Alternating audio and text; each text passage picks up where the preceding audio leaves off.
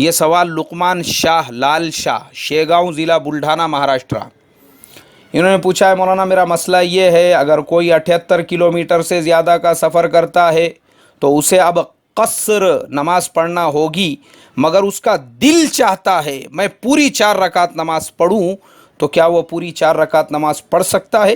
اسی طرح سنت اور نوافل کے بارے میں کیا حکم ہے؟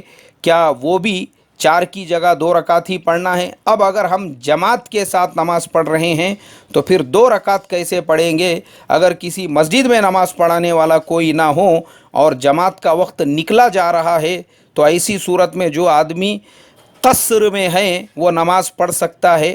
جزاک اللہ خیراً۔ بھائی ہمارے لقمان شاہ لال شاہ صاحب، سب سے پہلے تو میں آپ سے یہ درخواست کروں گا، اردو کے جو الفاظ ہیں نا، جو اردو آپ نے تحریر کی ہے، مہربانی کر کے اس کے تھوڑا سا جو ہے نا، وہ آپ نے جو قصر ہے اس کو کسر کر دیا، تو قصر اور کسر کے اندر زمین آسمان کا فرق ہے۔ اب وہ کیا فرق ہے آپ کبھی کسی عالم صاحب سے یا اپنے مسجد کے امام صاحب سے پوچھ لینا، انشاءاللہ وہ بتائیں گے آپ کو۔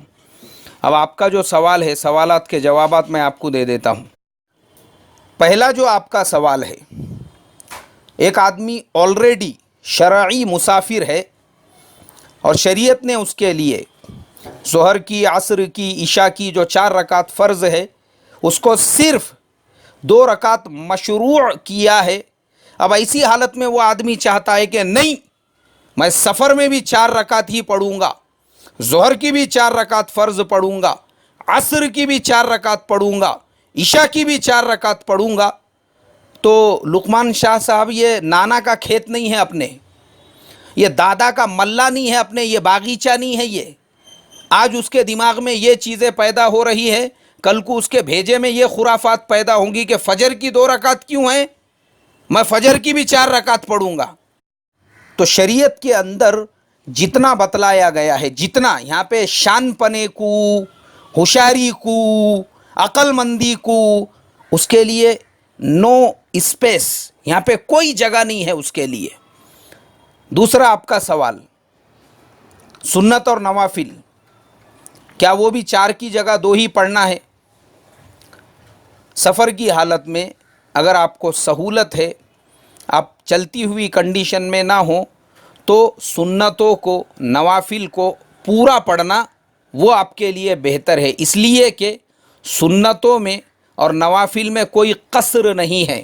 حضرت مولانا خالد صاحب نے کتاب الفتاوی جلد نمبر 2 صفحہ نمبر 479 وہاں پر آپ کا یہ جواب دیا ہے۔ آپ کا تیسرا سوال، اب اگر ہم جماعت کے ساتھ نماز پڑھ رہے ہیں تو پھر 2 رکعت کیسے پڑھیں گے؟ اور کسی مسجد میں نماز پڑھانے والا نہ ہو اور جماعت کا وقت نکلا جا رہا ہو تو ایسی صورت میں جو آدمی قصر میں ہو وہ نماز پڑھا سکتا ہے یا نہیں پڑھا سکتا ہے؟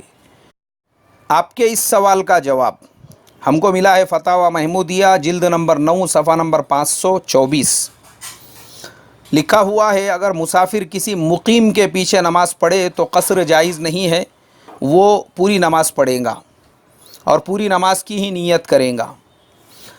تو مسافر اگر آپ ہے اور آپ کسی مقیم امام کے پیچھے نماز پڑھ رہے ہو، وہاں پہ آپ قصر نہیں کریں گے، بلکہ جب آپ مقیم امام کی قیادت یعنی اس کی امامت میں نماز پڑھ رہے ہو تو آپ کو وہاں پہ پوری نماز پڑھنی پڑیں گی۔